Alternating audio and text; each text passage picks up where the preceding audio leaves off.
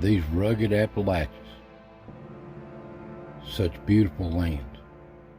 But let's go back and look at it 200 years or so ago, just how much of a wilderness it really was. And how people come in here trying to settle this land, trying to make a home for their family and start them a new life, where most of them had just come in from across the waters of different countries to start a new life. They had to go west, and when they went west, they were stepping in a land that wasn't theirs. Here's a map of dozens of Native American tribes. This was their land, and the Appalachians was no exception. At first they was happy to have a white man in here to settle this land, but then as time went on, they resented him, and they were willing to fight for him. So we'll just look at how both sides survived, how they struggled in these old mountains, and what they used.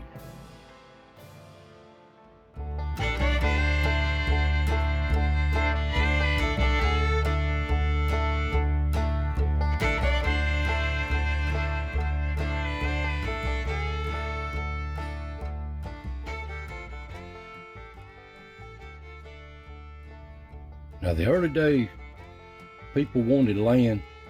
The colonies, the 13 colonies hadn't really been established. They was already heading west into these mountains, looking for their own life, into these rugged places. This is the wilderness road. These Appalachians was like a wall. There was only certain places they could cross, and one of them was Cumberland Gap. Well, here's what the early colonies looked like. Virginia claimed Kentucky, North Carolina claimed Tennessee, and South Carolina, it claimed part of Georgia, Mississippi, Alabama, all the way to the Mississippi River.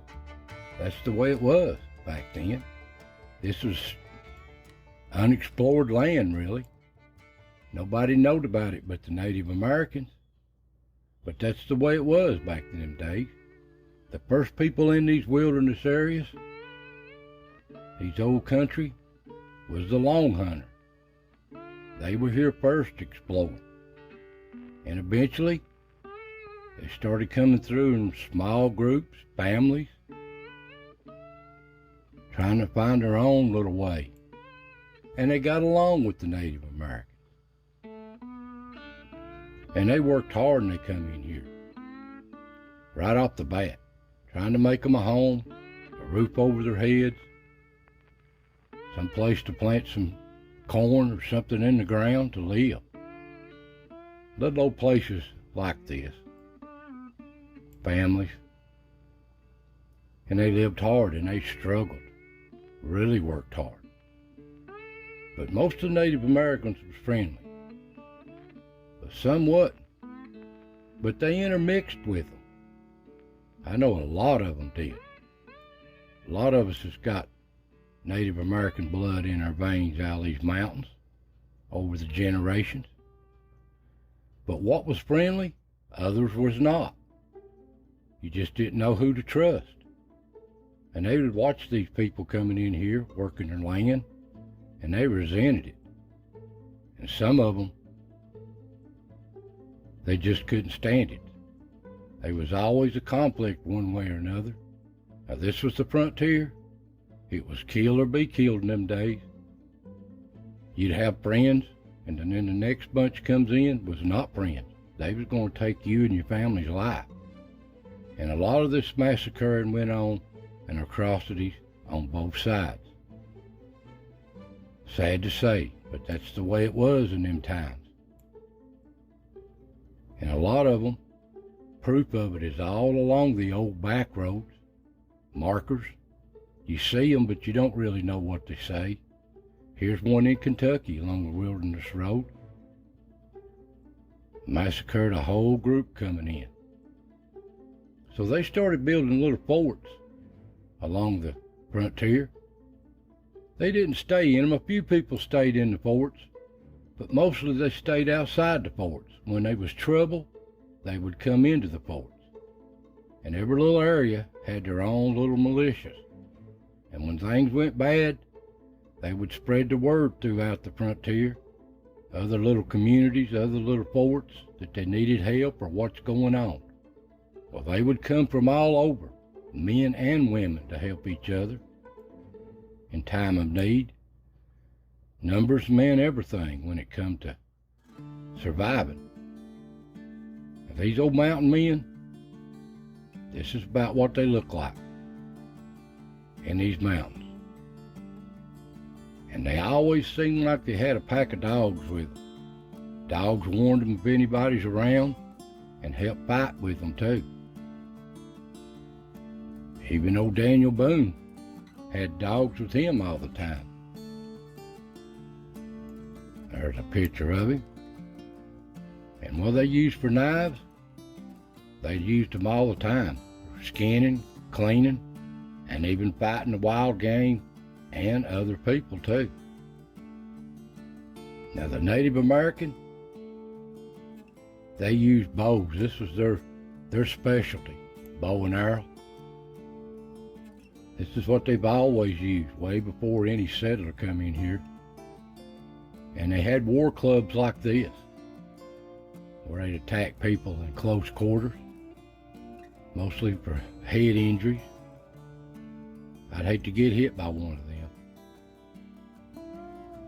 But they put the bow down if they could, because they wanted these firearms too, these rifles.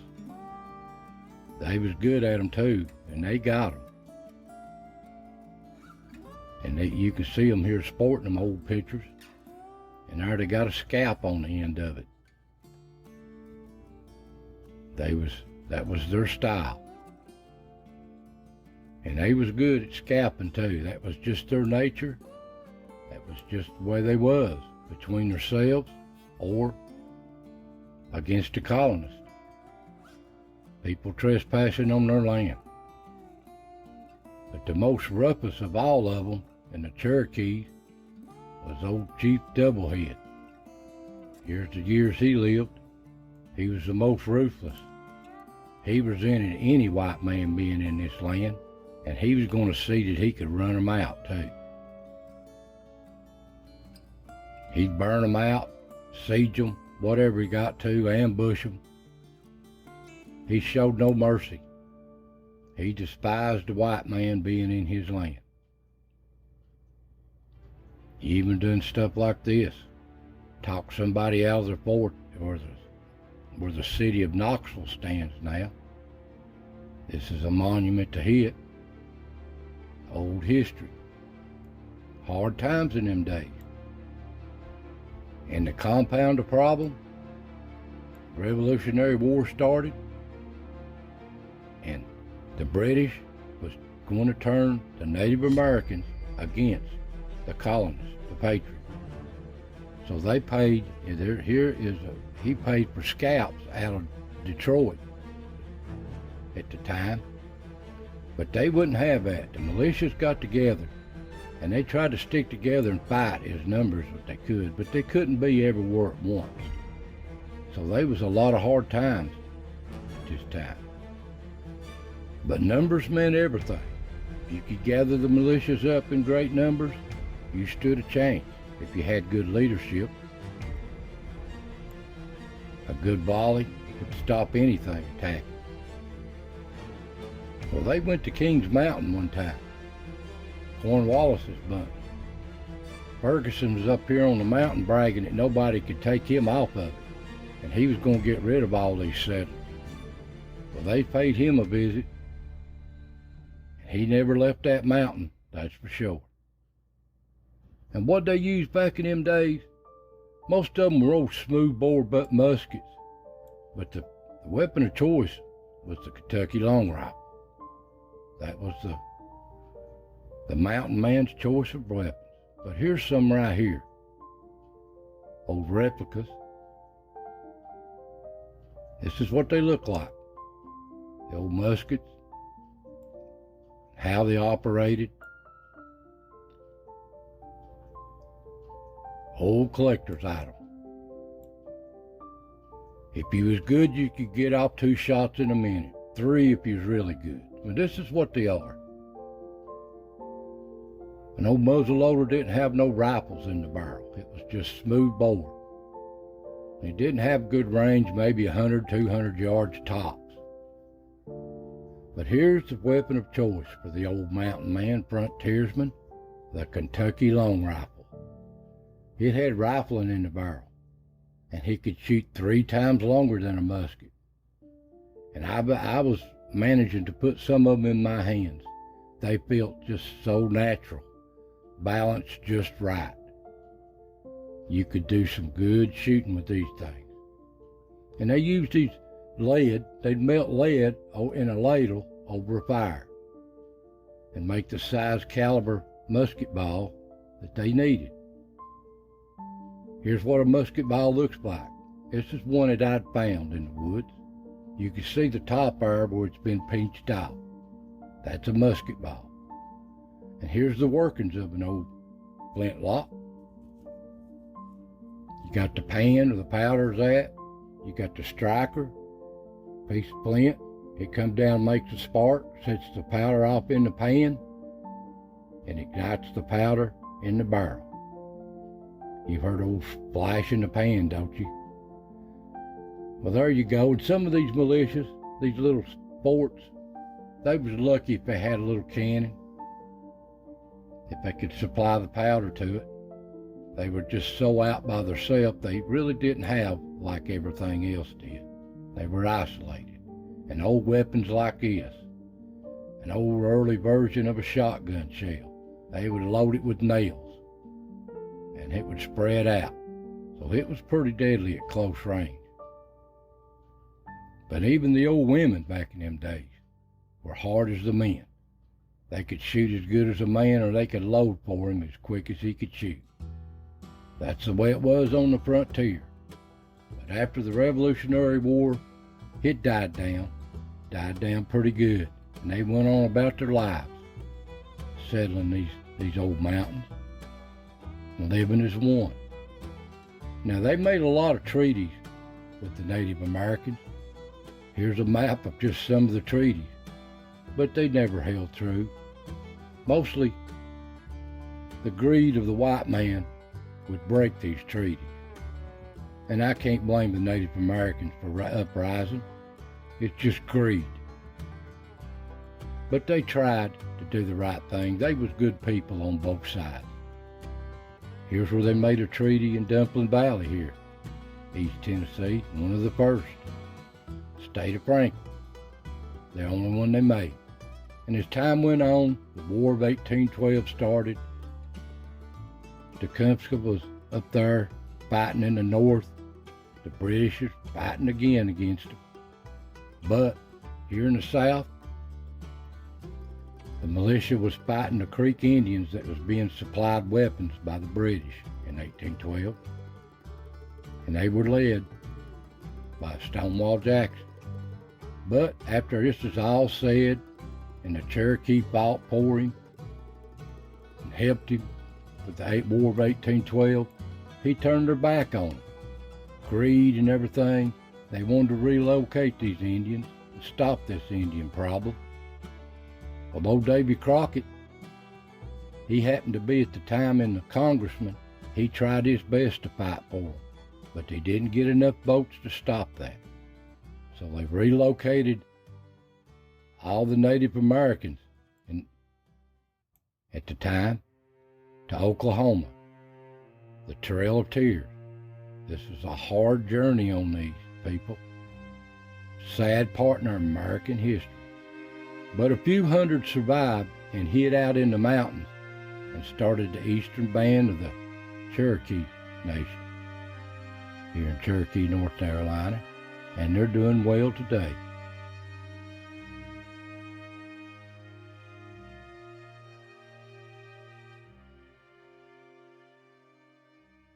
Now, an old friend of mine, I'd done some stories earlier of him, John McCulley out of Cage Cove. His people's out of Cage Cove in these Smoky Mountains. And he told me so many stories. And this is one story that I hadn't shared, and I thought I'd share it with you in this video. You'd like this little story. You tell me a lot of old history there in the Cove when they first settled the place. And they first come in there and they had their own little militia and stuff. You said they had a place where they stored their powder in case they had to be called out on the militia did or something. Yeah. This old man that seen the Bigfoot, he's the one telling me about it. Me and this buddy of mine, like I said, this buddy of mine when he was young, he used to hang around this old man a lot, and they'd, try to kill bear and trap them and different things, hogs. But he was telling us about a place. He called it the Powder Rock, and he said it was just a rock, big rock, and I don't know if there was a hole went under it or a hole went through it or what, but he said you crawled in that hole, and when you crawled in there, he said there was a pretty good sized little room in it, and he said it had always been told that that's where they kept their powder, back in the early, when John Oliver moved in there, he was the first one in there. Well, when it got to getting settled a little bit and some more families, they developed a militia, they called it, like a community militia, and John Oliver headed that militia up. And they had to protect their community. And on up there, during the Civil War, they was rebels that coming through, and these renegade groups that come through, and they'd steal people's cattle and their food and everything. They was just taking advantage of people, is what they was doing. They called them the North Carolina Rebels. There's a grave out there at the Primitive Baptist, just one man that was killed by the North Carolina Rebels, and actually that Russell, let's see, Gregory Ball. Yeah. That Gregory man, he was killed by them, and they was trying to steal one of his cows, but they just come through and take what they wanted. People had to run and hide their stock and hide their food storage. But when they called them militias up, if they was going to have any trouble, they probably had a place where they stored their powder. But this old man tried to tell us where it was at, and we never did try to make a trip. Of course, I couldn't make it now, but it wasn't in the Cove, was it? No, it was right before you get in the Cove. On the new road. Yeah, it was right up there. When you top the mountain before you get to the picnic grounds, it was in that area off to the right, and it's rugged looking. He said when you go down there, you'll see a bunch of big rock bluffs and things, and he said you'll think that's where it's at, but he said it's on up above it on that mountain. And of course, it'd be snaky, in hot weather. You can only do that in dead of winter, But he said it just made a little room. He said it wasn't great big, but he said it was just a hole went in there. Anybody ever find anything in it? No. Any remains of scraps of stuff or No. pieces of nothing? No. And he wasn't, and he's been there to it, Yeah. That's weird, But there's a lot of secrets hidden in these mountains that's forgotten about. Oh, yeah. Just so people that we don't know, the secrets they know, the stories they had, so these stories need to be passed on. Yeah. So many stories. Old John, his great-grandfather come in here in the Cove right after the Civil War, and I reckon he fought for the northern side. This was a day of brother against brother. East Tennessee was mostly Union support. But this is his history. You can see it back in the other videos of mine. Cage Cove. Old John, I appreciate him sharing these stories. Now, these old mountains, they hold a lot of secrets, and a lot of time has went by. And a lot of it's being forgotten, just like a lot of our old cemeteries. I'll walk up on them in the middle of nowhere. And I hate to see our history be forgotten. So I'm trying to share it with you. But some of it's being remembered and documented. and I'm so glad. Here's an old one of an old patriot that fought for us way back for our freedom. Now these old mountains, bless these mountains, bless the people that fought and settled this country. So I want to thank you for watching. God bless. Take care, and I'll see you next time.